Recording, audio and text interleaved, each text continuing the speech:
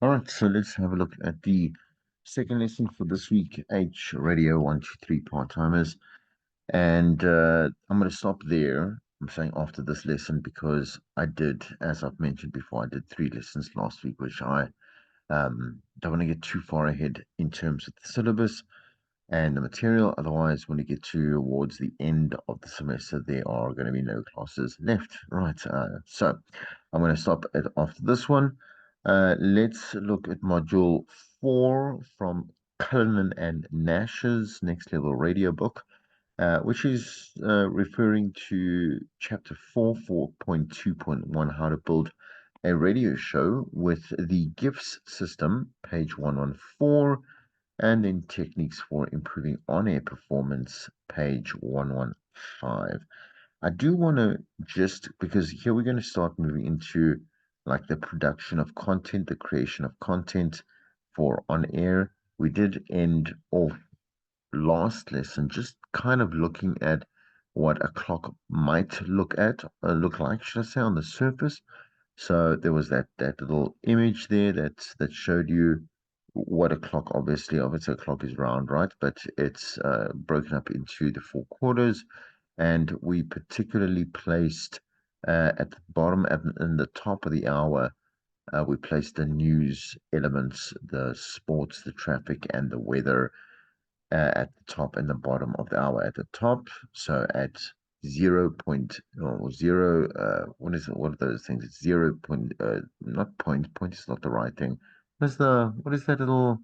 What is this thing? What's this thing? Okay, so it's not a colon. It's a colon. Let me just show you. Is that thing a colon? Yeah, it is a colon. The other one's a semi. This was a semicolon. My English, always terrible, terrible. Anyway, yeah, so zero with a zero and a colon 00 seconds, right? So 0 minutes at the top of the hour, and then at 30 colon 00 seconds, right at the bottom of the hour. If you are a little like a little confused, then just make sure that you are obviously just revising what we have done as well. And at any one point, just make sure that you do reach out and you do ask me any questions for clarity. Excuse me. And as I just again a disclaimer, I do have my water here. Got a scratchy throat this week, so I don't want to be sitting here and coughing. So intermittently, I will be stopping to just drink a sip of water, right? So I just want to quickly, before we go further, so before we go to let's say the rest of the lesson, I want you to turn to page 105, right? It was part and parcel of the last lesson, but not actually referred to. I mean, it wasn't in the slides, but very important, right? So if you look at the top of page 105, chapter 3, and I want you to read along with me so that you know what we're talking about. I don't have a snapshot of this right now to show you. But it says their winning radio show follows what Johnson calls a series of one. So this involves executing one thing on the show. So every quarter hour that commands the listener's attention, every hour that causes a definitive emotive response. Per day, you should do something that your audience would like to share with a friend. So, did you hear that moment that, passing on that conversation? Because you inspired them in terms of train of thought, um, like change in action, call to action, whatever it may be, right? Something that they would like to, they've obviously banked in terms of their memory and their now applied knowledge are going to be applied as knowledge, and they're going to share that with someone in one or other context. They don't have to say, well, did you hear that station? Did you hear that show? If they just talk about what you spoke of on the show, that is where you know you've made a great connection. The content was great. It was worth talking about, right? So per day, that audience would share with their friends. That's what you should be looking at. Again, every quarter hour, commands the listener's attention every hour. That causes a definitive emotional response. and then again the share. Moving on to every 3 months, that people doing something that people will remember the show by. So again, a magic moment, but in a much smaller context. So you've gone out and you've done this fantastic outside broadcast. You have run this fantastic competition. Um, you've just had this amazing interview that was so difficult to get, but you obviously bagged it and you obviously showcased it on air, and there was this great response or controversy or whatever it may be.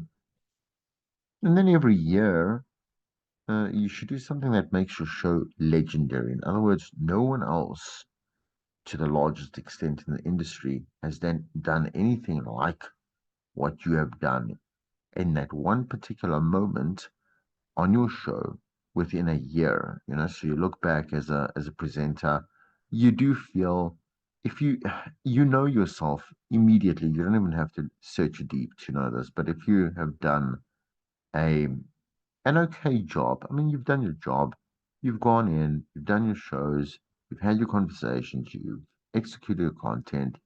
But at any one time, you're looking back and say, "Ah, man, not even I can remember a moment that was certainly, and I mean, holistically magic, like a great legendary moment." One, yeah, you should feel, and you probably will feel a bit less than, because this is you want to stand out. Like your personality is all about standing out. It's all about entertainment. It's all about like hitting a great mark and creating a bit of a legacy even for yourself, right? To a bit of an arrogant level, right? If you're going to go that route. Anyway, so those things you would when I say you don't prep for them, that you over prep, and when I say you over prep, it's just this again, you don't know it's coming. You've got to be constantly aware, constantly conscious as a presenter and saying, okay, like I'm obviously creating content on a daily basis. I'm fully aware of the world around me. I'm constantly communicating with people and I'm at places, whatever it may be, right? And these, like, you got to be there and out there and in there to really, have the opportunity to possibly potentially create a legendary moment. Okay. If you look a little further on page 105, there's a nice list there, a nice long list of ideas, right? Ideas. So to help in the planning of your show format, so here's a list of content types that are typically found on successful music radio shows. So there are character stories and storylines. So when we say character, we're talking about you, another person, a person, in general, whoever it may be, right? Personal people. Serialized content, so content that's going to be divided up into parts. You'll hear it from day to day to day to day. It's going to tell a bit of a story. It's all got to do maybe obviously with a big umbrella topic. You will develop that content to be dynamic. So, should it include follow-up interviews, like supporting interviews, call outs, again, radio dramas, whatever it may be, right? But it's got to do with, like, let's say, a banner of gender-based violence, for example, right? Out of studio recordings or live crossings, so voices from the listeners and word on the streets, radio people call these vox pops, right? So what is a vox pop? It's when we ideally, it should be the presenter that should be involved in talking to the people, right? So that's, I say, on the streets. So you would either be sitting with a bunch of friends, or you would be in the cafeteria, for example, or you would be at an event, and you would have, and so on and so forth, right? And you would have a recorded conversation, pre-recorded conversation with these people in different contexts, right? So you can showcase wherever it is and whatever you're doing in a again with a bit more dimension, and you would record a vox pop, right? If it's anything, if it's not a two-way conversation with either, like I said, with either yourself or somebody else, and a a person like well, let's just call them a listener for now. So I mean, you can interview anyone and you can chat to anyone, right? But let's just call them the listener, another listener for now. Then it's a one, so then it's one directional. So it might as well be a voice note there and classified underneath that, right? Anyway, or a soundbite, right? So listener games features and features those or these drive engagement with the show. I guess guest interviews. Everyone wants to hear opinions from people they do not know personally and have a good show that facilitates that. So, expert professionals, right? In whatever it is that you want to talk about, you get the right person. And by that, I mean expert, right? So, phone topics, those are the ones that we do for call outs. So, do you, have you, will you, questions, facilitates interaction between listeners and the presenter, produce skits, sketches, and parodies. So, you're going to write up and produce something that's comedic and funny. Um, Holidays are also an option because they are yearly seasonal man, they were staples as well. They just there. I mean, they'll never go away. And you will always have, let's say, Christmas based content or Easter based content or let's say our public holiday centered content, New Year's content, New Year's Eve content, whatever it may be. So these are seasonal. Valentine's Day as well, seasonal content, right? Seasonal, yeah. See, I would not serialize the seasonal, like holidays and events, concerts, sports, sporting events, etc. Something new and buzzworthy. So a new advert on TV could be a source of information or content, and video and viral pieces either created by the show or found and discussed by them. So, so that is the, so that's a list of ideas, and else obviously there's a couple more. I want to say there's an endless amount of ideas that you could go and sit and park, right? Just going to keep that there so that we can reference the activity towards the end of the lesson as well. All right. Anyway, and then that should lead us back into the, this lesson here. Okay. All right. So let's look at content basics, right? For voice and performance, as we spoke about just before. I think it was, again, I always think, again, I do the, just as a disclaimer, you know that I teach the first, second, third, and third years. So we have repeat content throughout the syllabi, right? Okay. Syllabuses. Which one's better? Again, English not that great. Anyway, throughout each one of the year's material. So if I do repeat myself, um, then just forgive me. Okay. Anyway, but we had there's a lesson where you go and you find how you can relax, find some obviously foundation in your voice. You can hear mine this morning, so it's quite early in the morning, and it isn't really it doesn't have a lot of like cool gravel in there. There's not that much. I say meat. You must put some meat in your voice, right? um some muscle and meat in my throat, my so using my muscles, vocal muscles, because it's quite early and I haven't really had the the liberty just yet to go and warm up my voice, and make it a little bit more like uh uh well, I wonder, oof, like when God speaks from the heavens, or like booming, it's booming. That's the word I was looking for. A little bit more booming. Anyway, your voice is the brush that paints the picture, and if it doesn't perform at its best, your story loses colors, warmth, and meaning because you have to do different inflections, and put emphasis on certain things, know how to, again, within your presence of when you're executing anything on air, that entire persona of your voice, the voice persona will change, right? But it'll change to an organic strength, right? as opposed to something that's I don't know, it's something that comes out of a factory, you know. Um, but again, for you to do warm ups and loosen up your tongue and your lips and your train of thought, very important because also your voice has to do with confidence, right? So confidence in like you're in the zone, quote unquote, right? So you're in the zone, you really are feeling your show, you're feeling the moment, and also you're feeling yourself. And I say that just as it is. Like, so you really have a good, confident, you know, perspective of your on yourself, should I say?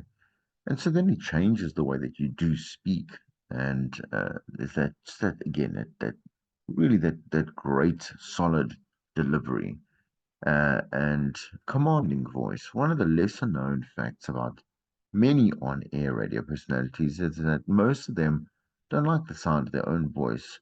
Um, and because we're not used to it, that's the thing. In the beginning, especially when you go on air, it sounds very peculiar.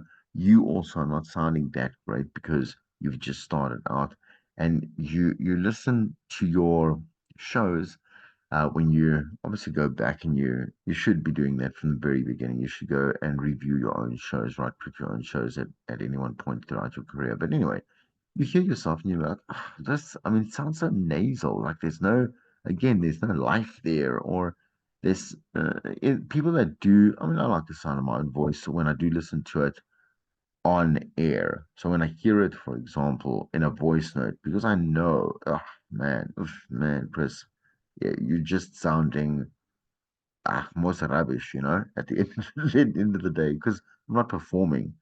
Um, and I can't like so I can't listen to, let's say, voice notes. In this way, I can agree. But when you listen to yourself on air, when it's polished and you are again like you're you're you're performing as a radio presenter, you'll start to like the sound of your own voice. And in like for example, in my case, I constantly listen to all my podcasts. I constantly listen to sound bites. I constantly listen to shows of mine that I've been doing for the past, like I said, 2 decades, man. Obviously, I keep the good stuff, and so that's why I can listen over and over to those. Secondly, most of these insecurities come from the ideas that in order to be a great radio personality, you must have a deep, rich, classic, big sounding radio voice. You don't have to, as long as as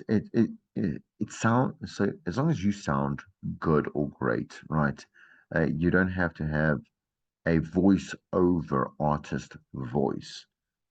By no means, right? Even though you might also moonlight as a voice actor at some point in your career, definitely, you will definitely be doing voiceovers for your own station, for station promotions, whatever it may be, in that sense too. But yeah, we don't all have the Barry White voice, right? So the truth is that presenters do not need any of those attributes to be a great radio personality. We moved into um, this era of radio a long time ago, many years ago, right? Where it's personality driven. We're not saying that you shouldn't speak properly. We're saying that you must do your job, right? Okay. And again, that's why different voice. We hear so many different types of voices, right? On radio. Before we used to only hear again that very polished kind of Alex J across all shows, men and women were sounding like that for a very long time, and it's all good and well. Alex J and the others are great, but they do come from a completely different era. Anyway, and we must obviously recognize and live in this one here in this era. Okay, so let's take a look at techniques that you can use to improve your voice and performance. As I was saying to you, in terms of relaxation, the first and crucial point for anyone is to learn to relax. Right. So you know that when you know when you're nervous, when you're angry, when you're stressed, when you're tired, whatever it may be, you can hear it in your voice. So if you go on air and you are like very nervous or scared or whatever it may be, it obviously there's that bit of a crackle, there's a bit of the shakiness, whatever it may be, right? And then you can hear this, right? You can and you can hear that with anyone in any conversation. Also when they're kind of lying, when they're getting a bit high in their voice and they're changing different inflections and yes, that type of stuff. You know, you got to know how to relax that kind of confidence and also that authenticity, please. And it's going to be one coming from all your little, like I say, your literal physical, right to say, attributes of your body, and then will translate to something that doesn't sound that great on air. A nervous, intense body or mind will lead your voice becoming, or yeah, your voice to become pitchy, to speak too quickly, and to your personality being constricted. So always warm up the body and voice before you go on air. Breathing is obviously very good for you. It should come from your chest as well.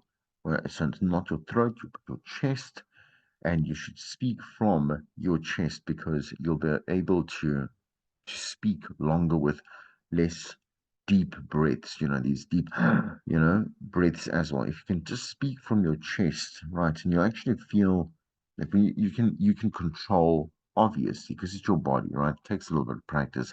But you can hear if I'm going to talk from my throat here, if I keep talking and talking, soon enough, I'm going to start running out of air, and then I can speak from my chest and speak quite confidently throughout a couple of sentences, a couple of statements, whatever it may be, right? Because taking that breath from my chest, opening it up, and well, carrying on, right? Just move on. So just note that where you are breathing from will help in the delivery as well. Go for the chest, right? Next time, warm up your facial muscles, right? And specifically your lips. So now you have to work and warm up your tongue, and then finally hum your favorite songs in a comfortable pitch out loud. So you remember that video. I'm sure I played it in the, yeah, I do. We did have a video. Um, was it in the second years? I'm so sorry. I don't know. Um, anyway, but what was very entertaining with this guy, very good voiceover coach, I suppose. And you can go Google this or YouTube it specifically. You can go find many people that help you out through exercises. And he looks so peculiar, and you do laugh, I suppose, but you do as you do it with him. Which I had a voice coach. I didn't see her do these things, but this man, for example, as an example to the many, I have done a couple of these, and I did also with my agent many years ago, also before I did voiceovers for the SABC and for Mnet. Anyway, you would go because you're not taking this seriously, right? And you would be like, okay, cool.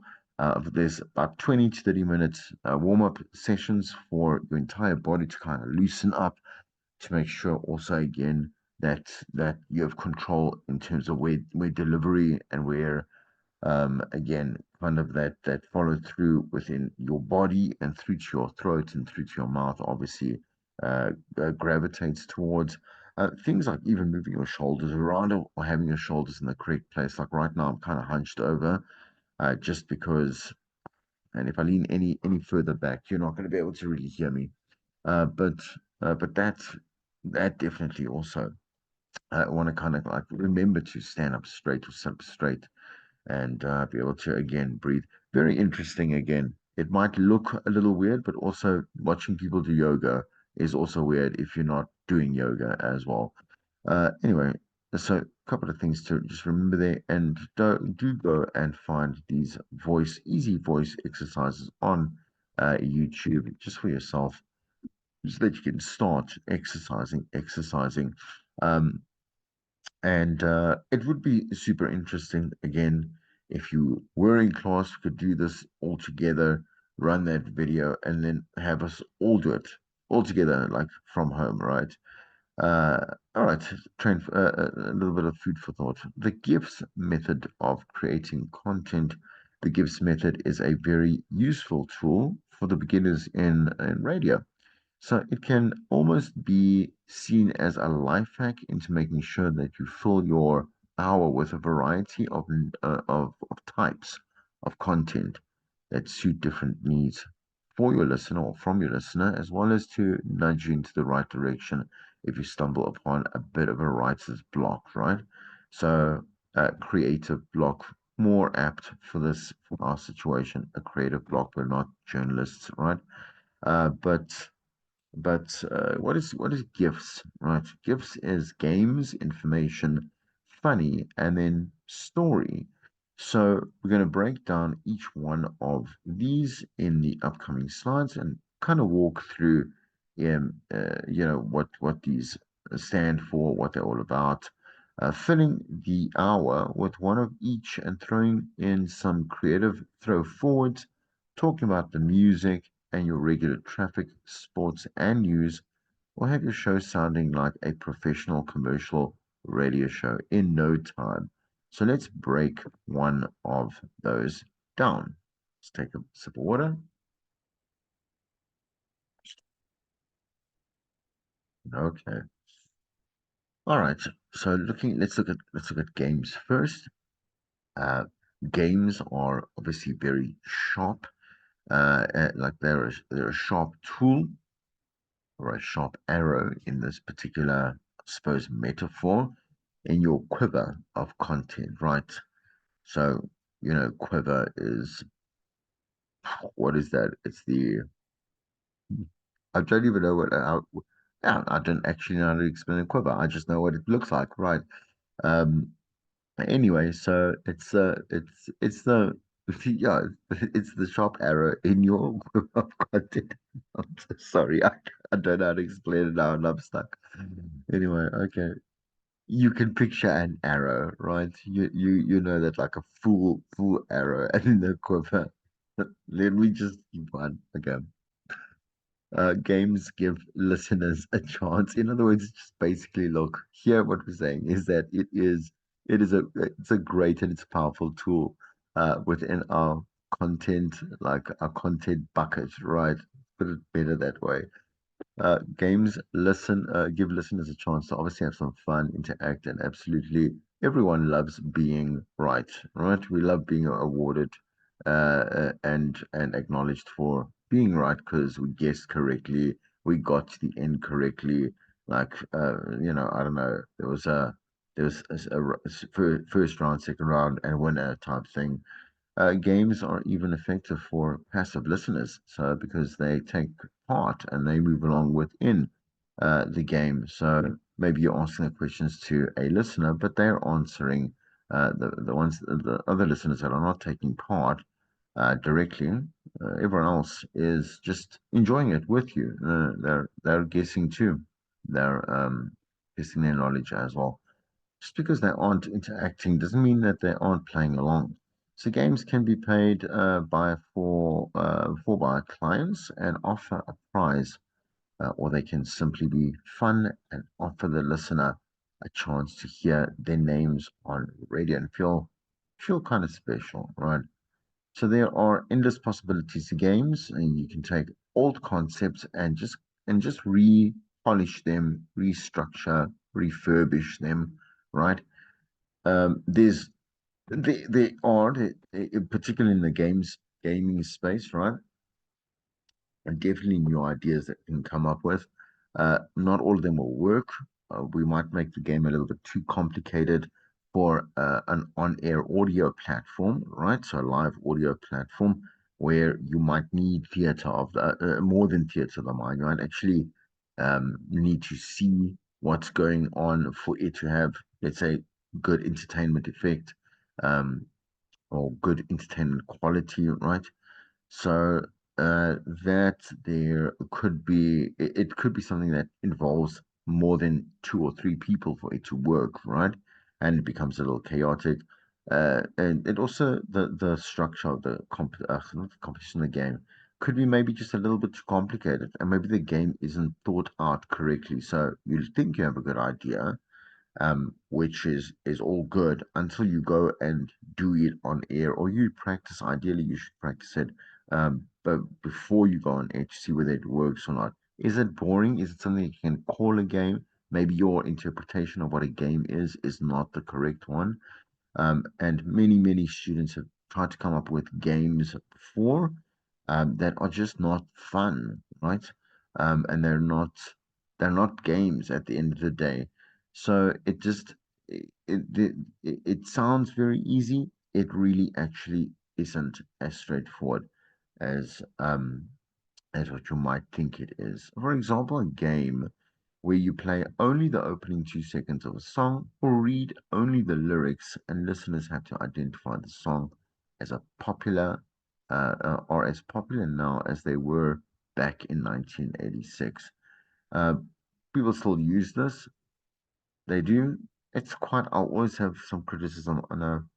Sorry, not sorry, but it's kind of boring. Like because you can always go Google the lyrics. Excuse me. The opening 2 seconds of the song are a little bit more challenging and a little bit more fun, right? If we look at lyrics, we would look at the most obscure, maybe like the most obscure lyrics that you really don't know. So definitely not chorus stuff. Definitely make it a lot more difficult, not too difficult. As you said, people need to feel like they've accomplished something in games. But not straightforward, like I say, chorus stuff. Still a little boring, whatever it is. And not really, it's not really a winning moment there.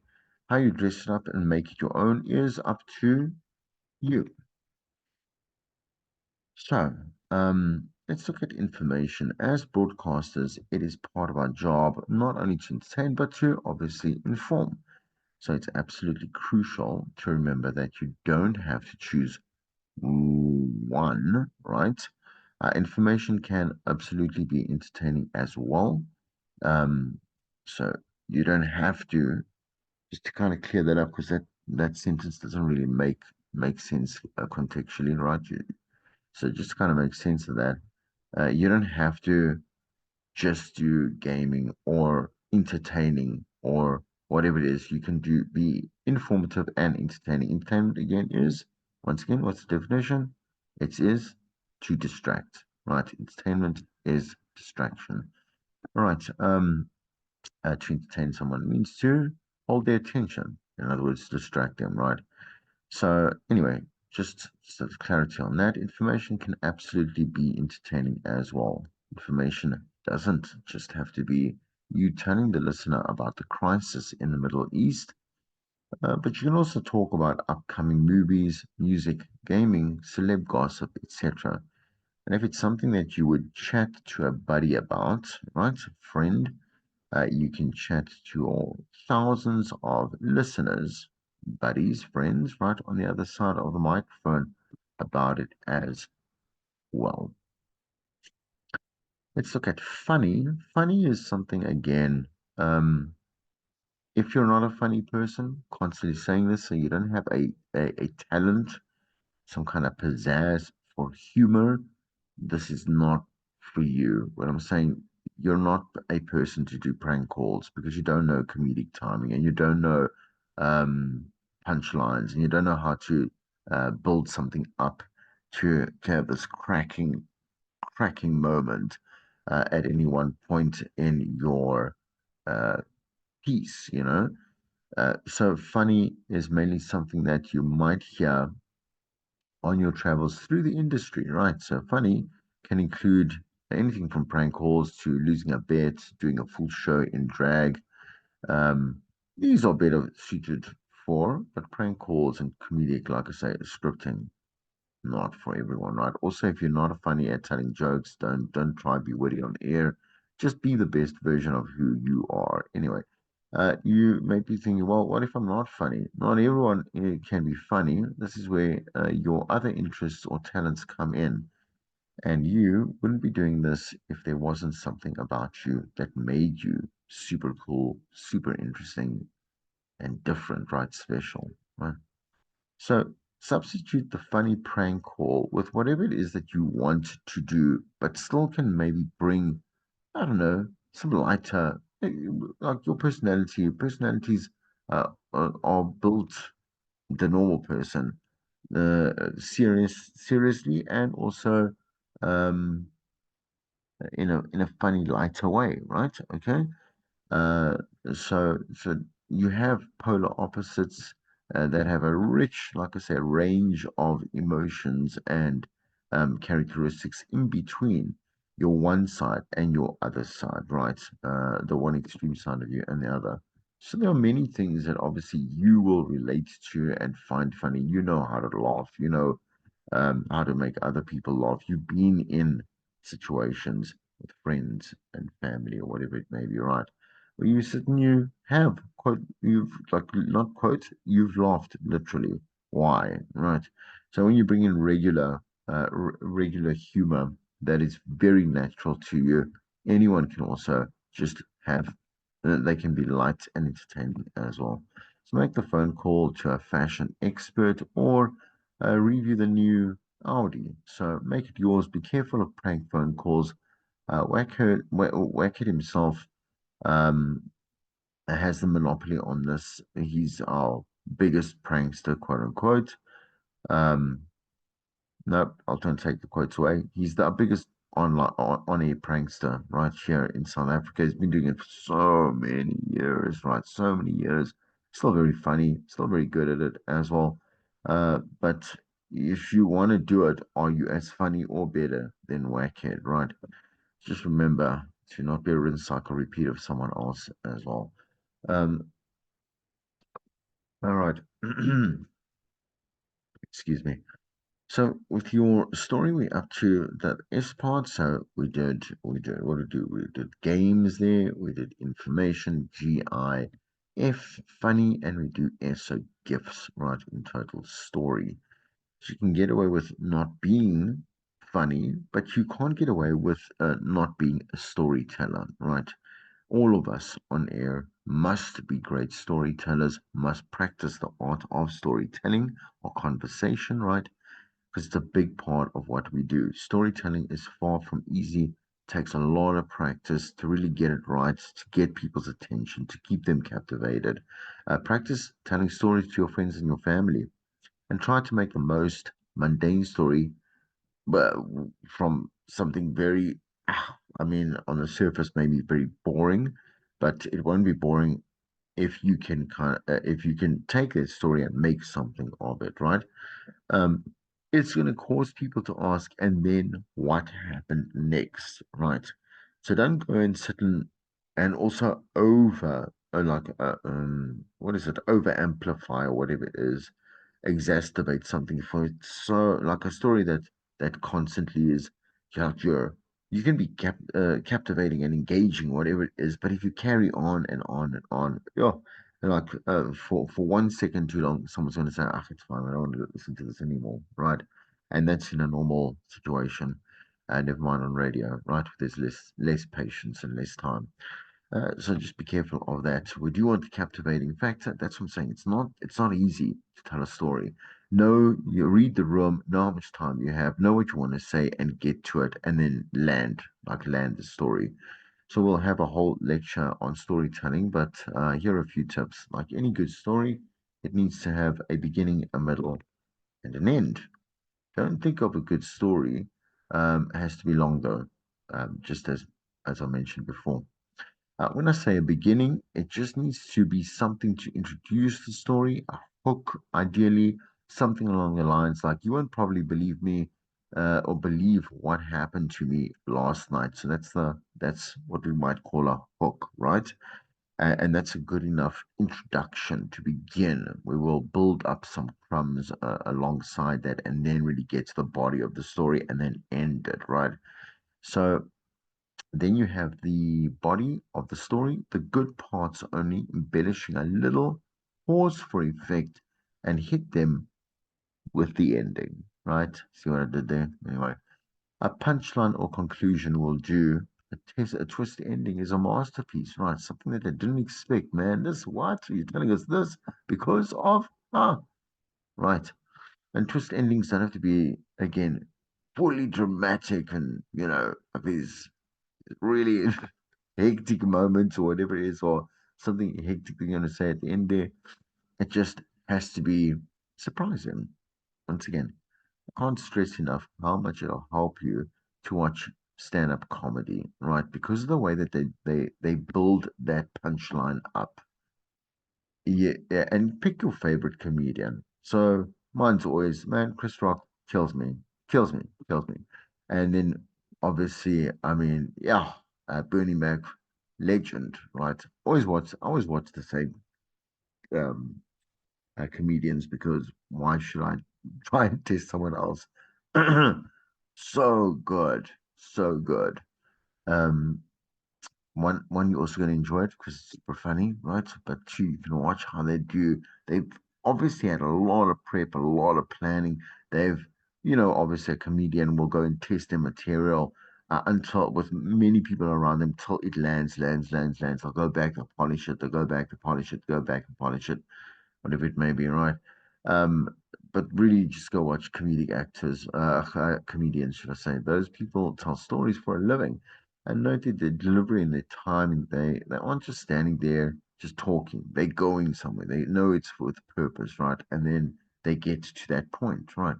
So storytelling is also a good place to put interactive content and have listeners phone in with their opinions or stories of their own.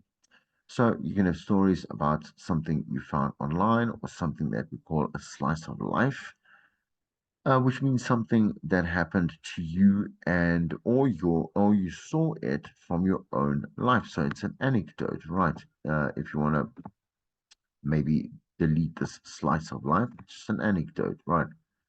So when you start creating content, you're going to see that your own life isn't as boring as you might have thought. But in the same breath, it's not as interesting as well. You've got to go out and make it interesting. Um, okay, let's see. All right, so let's see. Here's some examples of an hour. We're going to look at the hour in just a moment, right? For your exercise, create an hour of radio, should I say, using one of each of the Gifs method and see if it is a bit easier with the direction and purpose offered in this method. Some places you can go and look for, obviously, content, News 24, BuzzFeed, Ask Reddit, endless, as is this you're going to enter avoid, yeah, just as a sidebar. Hmm.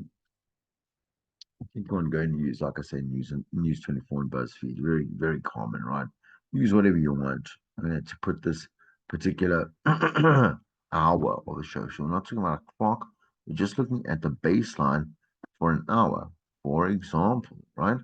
So if we look at this, hour one can be a game, $1,000 minute called $1,000 minute. Break two, information, so Hollywood 360 Entertainment Report. Can break three can be a funny prank call feature. Break four, a story, second date update, relationship feature. Right. Let's look at hour two, a game. We can have phone topic of the day, information.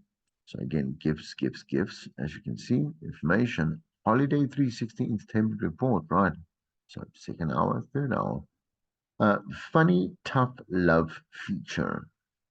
Love letters to whatever the show, the Sunday Revolution relationship feature. Okay, so that's like an agony on thing, kind of ask a man type thing, whatever, right? All right,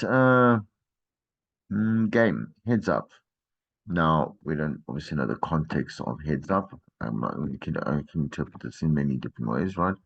Another prank caller feature with a Hollywood, obviously 360 Entertainment Report, and a second date update relationship feature. So a bit repetitive.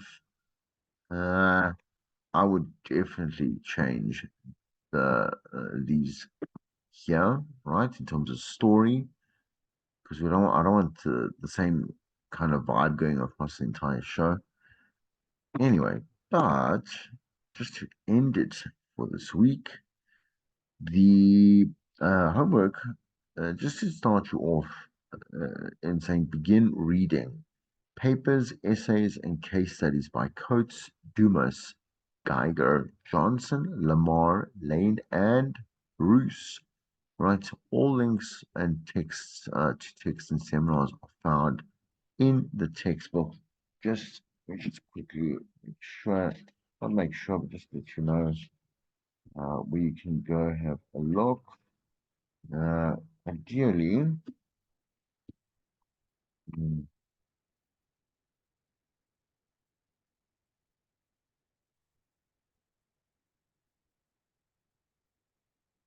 yeah, for me, I would look, yeah, give me a second. There's specifically chair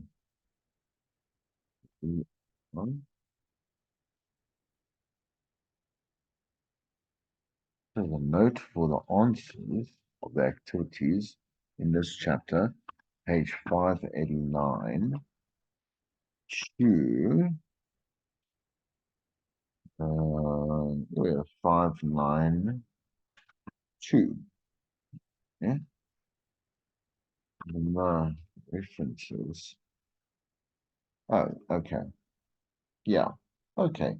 So the references I'm going to tell you, chapter 3, are on page 554, right? So you'd be able to go and look at, oh, there's even me, I've been um, quoted here. All right. Yeah, so I would look at, there's many websites and URLs. You can go look at page 554, 554, and then the activities answers, which you should go ahead and do. Please, activity 3C, just to complete here. Just write it up so you can actually see here. Just go to page 554 for the references, and page for chapter 3,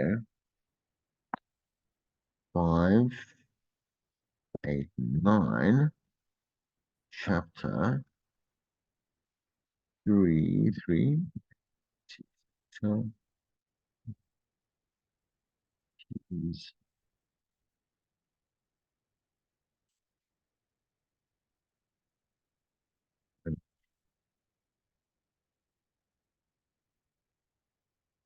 all right.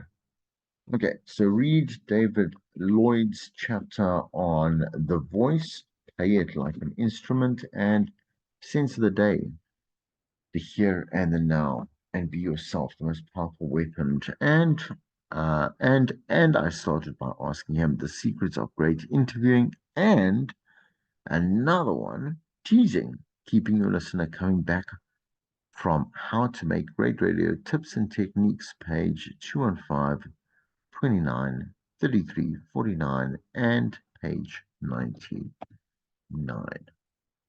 Okay, that's what I have for you. Pop up. Have a great week. I think this is Easter. Yeah, great Easter week ahead. See you next